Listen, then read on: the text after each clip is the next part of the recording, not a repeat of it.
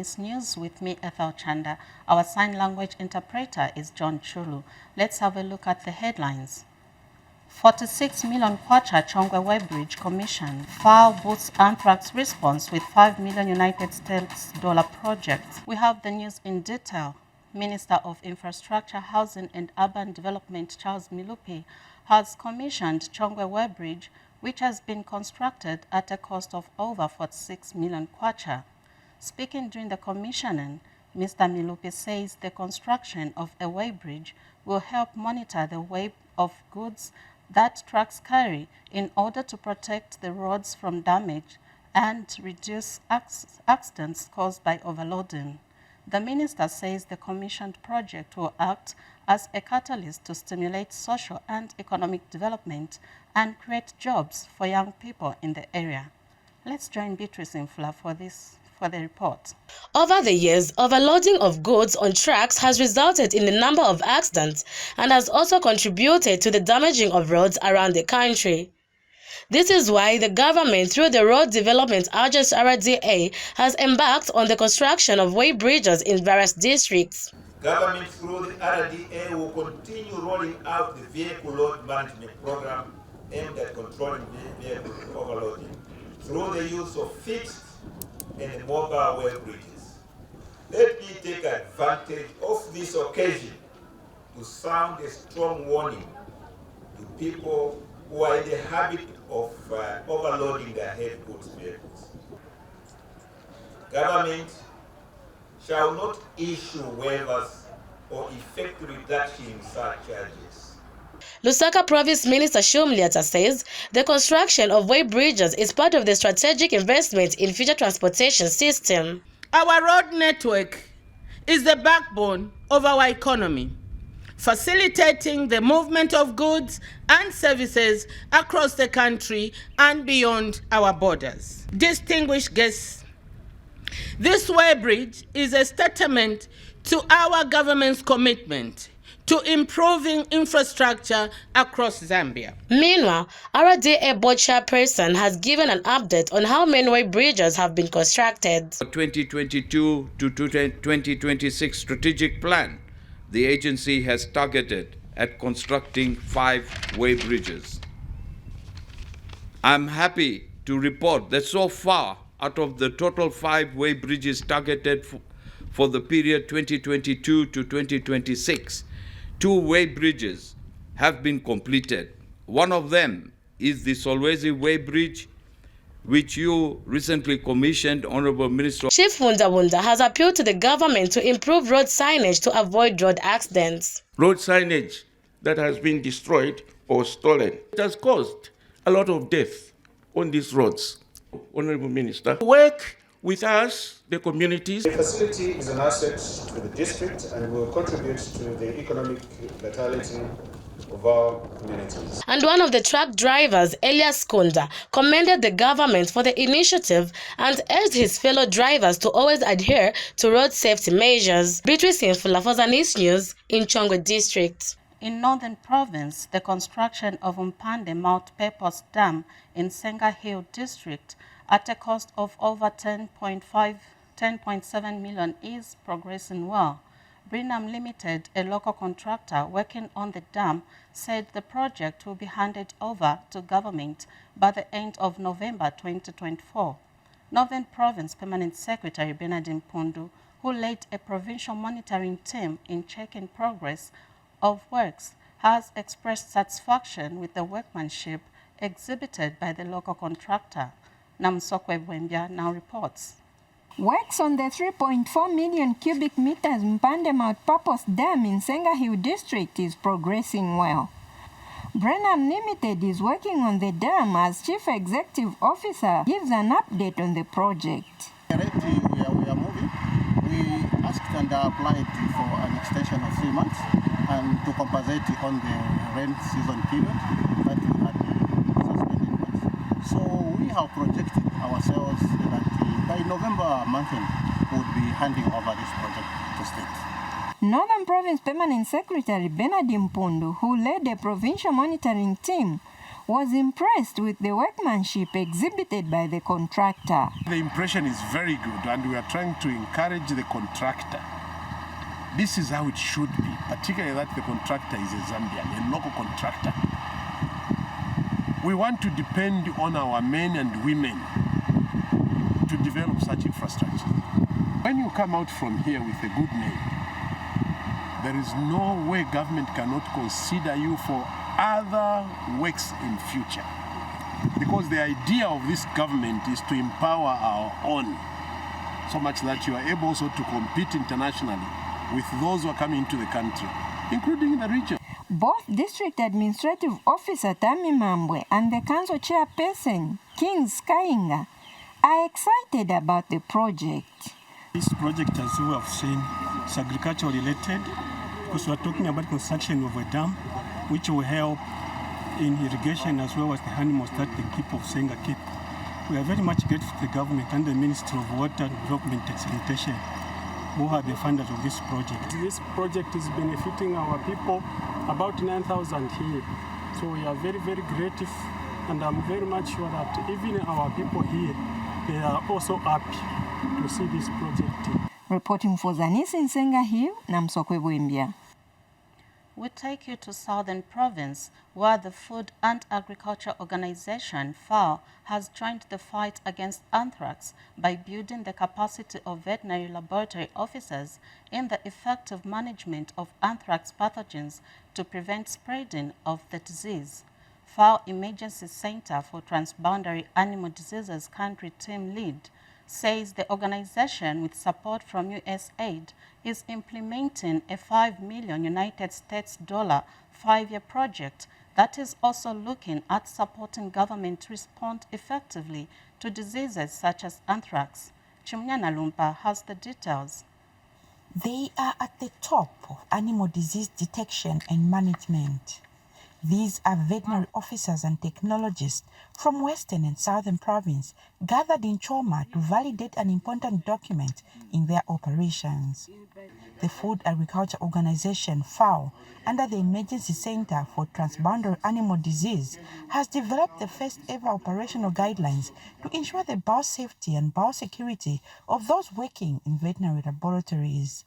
We are validating biosafety, biosecurity guidelines for veterinary laboratories, and this activity is part of our response activities for the anthrax outbreak, and it will build the capacity of both field and also lab people with regard to how they will be handling these bio-risk materials. Through the assessments we did, we realized that there was a very huge gap in that area, and especially in biosafety and biosecurity. So that was the bottom line of why we thought we needed to do these guidelines, so that the veterinary laboratories, they can start practicing this biorisk management through these guidelines. This project is part of the $5 million FAO has sourced to support various activities. The Global Health Security Program is a 5-year program implemented since October 2022, and it will go until 2027, and it's worth $5 million. Dr. Mishek Mulumba is the consultant engaged to facilitate the development of these guidelines. He keeps the veterinary department on effective management of anthrax. It is important that these pathogens are properly looked after so that they do not accidentally or intentionally escape from the lab and harm the population, the environment, or the animals. For the veterinary laboratory officers, these guidelines are timely. We must handle it with excellence, with the knowledge. We must follow the guidelines on how we have to process that sample. Nchimunyana Lumpa, Zanis, in Choma, Southern Province. In Central Province, Provincial Minister Mwabashike Nkulukusa has given 3,000 illegal miners camped at Kusukwa Mine in Chitambo District a 7-day ultimatum in which to formalize extraction of gold. Mr. Nkulukusa, who toured the mines in the middle of a forest about 80 kilometers from Central Business District of Chitambo, stressed the need for safety measures and protection of school children against child labor. Let's join Shupekile Nkunika for details. They have literally left their homes to camp in Kasuku area in search of gold. The gold was only discovered about 2 weeks ago, but today, over 3,000, among them children, are digging and sieving soils to get gold. We are here in search of gold.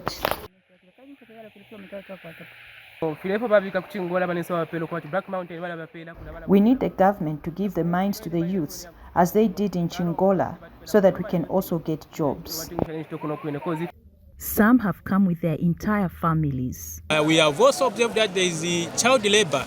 It's very sad to see a young child carrying a bucket of sand, a 25 kg of sand, from all the way from that mountain to the river, being involved in washing gold.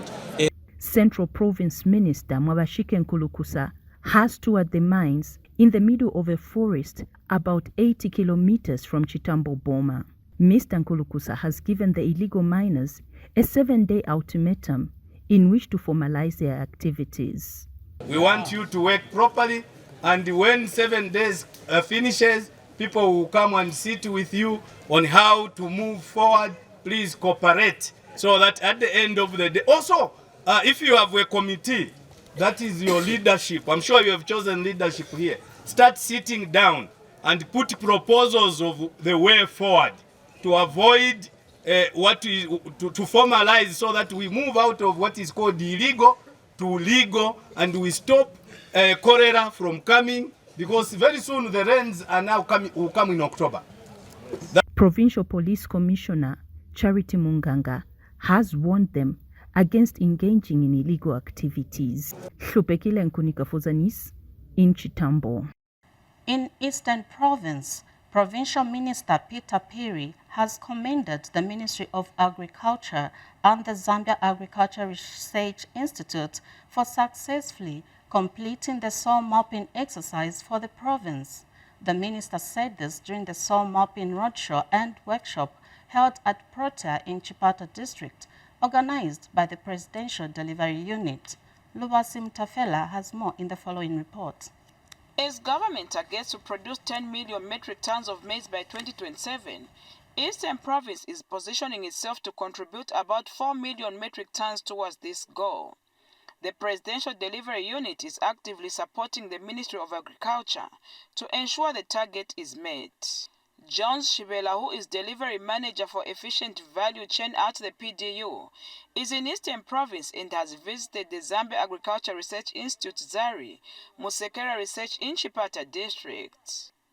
The visit follows the conclusion of a comprehensive soil mapping, which will provide detailed analysis of the province soil profile, critical for optimizing maize production. The fact that we are here today discussing and inspecting these institutions, as it were, is premised on the fact that Eastern Province has been mapped. So this gives us a step further for us now to be able to analyze the reports that have been issued and be able to determine the type of fertilizer that is required in our various districts in Eastern Province. He has also outlined key interventions aimed at achieving the 10 million metric tons of maize. Indeed, you should be able to appreciate that achieving the 10 million target is not necessarily anchored just on soil mapping, as it were, but there is other activities that are priority as well, which include things like dam mapping, which includes unlocking access to finance and the market, as it were, improving and coming up with a dynamic extension service, being able to run a robust irrigation mechanism in this country, which is of course anchored on precision farming, which is mechanization. Earlier, the PDU team paid a courtesy call on Eastern Province Permanent Secretary Paul Tole, reiterating their commitment to working closely with the province to meet the production targets. It has come at such a time that Zari Lab is up and running. As you say, completed mapping the soils of Eastern Province. That is great. Eastern Province is a powerhouse in terms of maize belt, and I'm sure it will be gratifying to hear that as a province you are going to give us 4 million tons out of here, then we can go home and relax. Reporting for Zanis in Chipata District, I'm Lubasi Mtafela. Pelam Zambia, in collaboration with Zambia Climate Change Network and GEARS Initiative, is implementing a project themed integrating biodiversity conservation and community livelihoods in Wapla Province under the Global Environmental Facility Small Grants Program supported by UNDP. The 18-month project being implemented in Milenge's Mikula and Sokontwe wards in Milenge District is expected to benefit about 5,000 farmers and community members. Kennedy Chomba has the rest of the details. Communities in Milenge District in Wapla Province are being trained on how they can get involved in protecting their environment under the Integrating Biodiversity Conservation and Community Livelihoods project. Those who have so far been trained on biodiversity, climate change and sustainable agriculture have shared their experiences and what is expected from them. Pakukanya omuntu kuleka okutema efimuti tekuya mukumukanya kyatiwe leka okutema efimuti tufuire twamushita approach mu busuma n'okumusambirisha nkumulondolera tawe efimuti uretemwa fira pera komwera usuma. The project, which would see about 5,000 farmers benefit, will be implemented in 2 wards, namely Mikula and Sokontwe in Milenge District.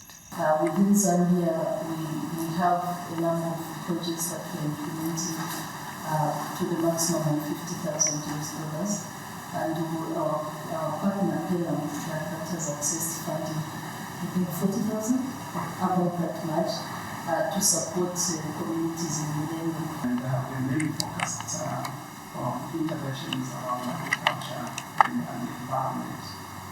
So we work with partners and we reach out to the grassroots to just promote sustainable agricultural practices and also sustainable use of natural resources. To the Wapla Provincial Administration, the coming of this project to the province is timely. When the issues of climate change were being talked about, it looked a far-fetched thing. It was not real. But now, even the ordinary person is able to see the effects of the drought. You see many water bodies drying up in Wapula. This is not what it was 28 years ago. Wapula was all water. We have seen streams, dams drying up. Kenneth Chomba, reporting for the Zanis News in Milenge District. And finally, in the news, Chisamba District Education Board Secretary Samuel Kunda says over 2,000 learners at Chisamba primary and secondary schools have been equipped with information and communication technology skills in the past 5 months. Mr. Kunda states that the Zambia Information and Communications Technology Authority, in collaboration with the United Nations Development Program, set up an ICT hub at Chisamba Secondary School in March 2024. More in the following report by Linda Mpemo. In order to increase digital literacy among girls and women in Chisamba District, the Zambia Information and Communications Technology Authority, ZICTA, established an Information and Communication Technology ICT hub at Chisamba Secondary School. The ICT hub is utilized by learners from Chisamba primary and secondary schools, as well as community members. Since it was commissioned in March 2024, over 2,000 learners have acquired ICT skills. I've learned a lot of things using the computers, publisher, pie charts, designings, and Excel. So the benefits that we have gotten from these computers is that we have known how to type, how to design and send emails. Chisamba District Education Board Secretary says the infrastructure has improved the delivery of computer lessons to pupils. Because of that, a large number of learners can access computers in one lesson or in one period, instead of maybe a very few in the past. So The establishment of that lab has enhanced the delivery of the curriculum in addition to computer studies. Linda Mupemo, Zanis, in Chisamba. We now have a recap of the headlines. 46 million kwacha Chongwe Weighbridge Commission file boosts anthrax response with 5 million United States dollar project. That's all we had for you. I'm Ethel Chanda and our sign language interpreter is John Chulu. Thank you so much for watching.